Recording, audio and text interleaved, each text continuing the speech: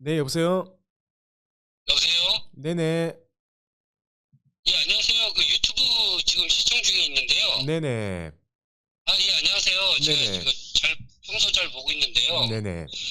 아, 지금 제가 좀 상담 이렇게 전화 말씀드려도 되나요, 지금요? 네네, 말씀하세요. 아, 예, 안녕하세요. 제 다름이 아니라 제 조카가 네.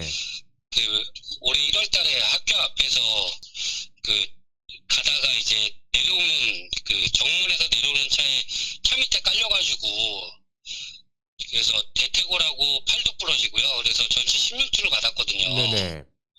그래서 지금은 뭐 수술을 하고 지금 뭐 이제 아직 철심은 안 뽑았고요. 네.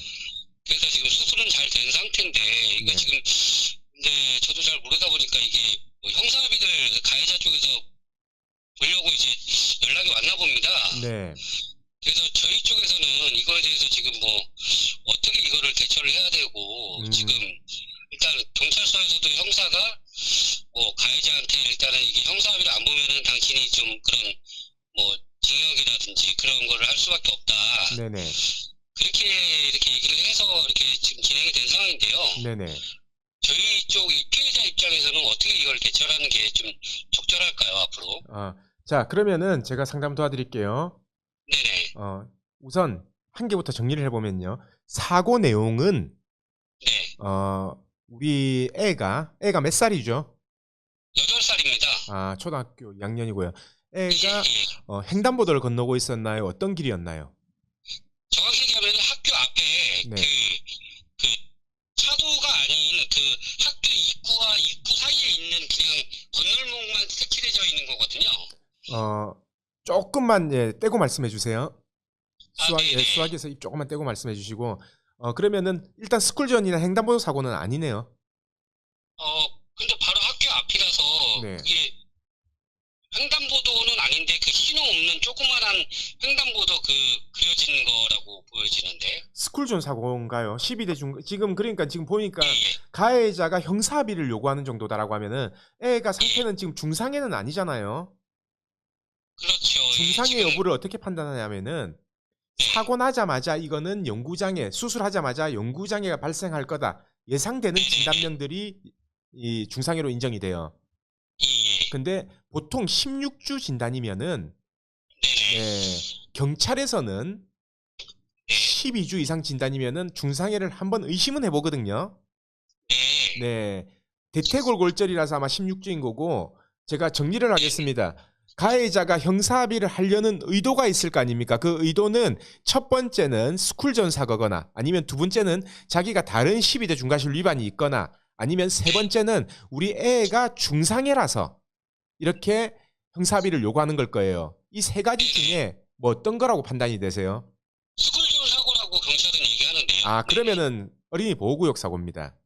예, 예. 네. 그래서 형사합의를 요구하는 거고, 자, 그러면은 우리 입장에서는 민사합의는 아직 생각을 하지 마세요.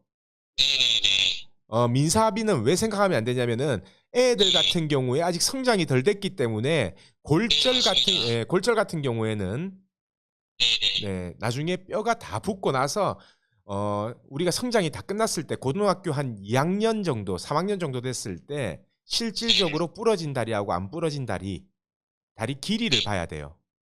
아, 네. 네, 그래서 그때까지는 합의를 하지 마시고, 네네. 1년에 한 번씩이라도, 네. 엑스레이 찍고 치료를 하고 물리치료를 받으세요. 그래야지 소멸시효가 연장이 되기 때문에. 네네네. 그래서 애 민사합의는 최소한 성장이 끝나는 고등학교 1, 2학년, 3학년 시점까지는 네. 유보한다. 아, 예, 예. 이렇게 알겠습니다. 생각하시고, 네. 그때 돼서 뭐를 측정해 보냐, 다리 길이를 꼭 측정을 해보세요. 아, 어떤 그 골밀도의 과성장을 측정하는 그런 얘기시죠? 그렇죠. 그래서 다리 길이가 차이 나면 네네. 그거에 대한 후유장애를 영구장애 이렇게 받아야 되기 때문에 절대 애에 대해서는 합의를 하지 마시고요. 자, 두 번째 그러면 형사합의 부분 말씀드리겠습니다. 형사합의 부분은 가해자가 스쿨존 사고이기 때문에 형사적 처벌을 받아요. 네네. 요즘은 민식이법 때문에 더 가중 처벌을 받죠.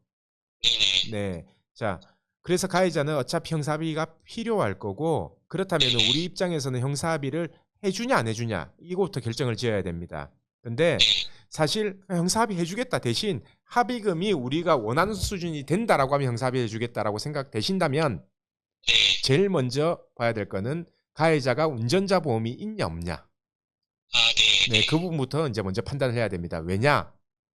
어차피 16주 진단이면요.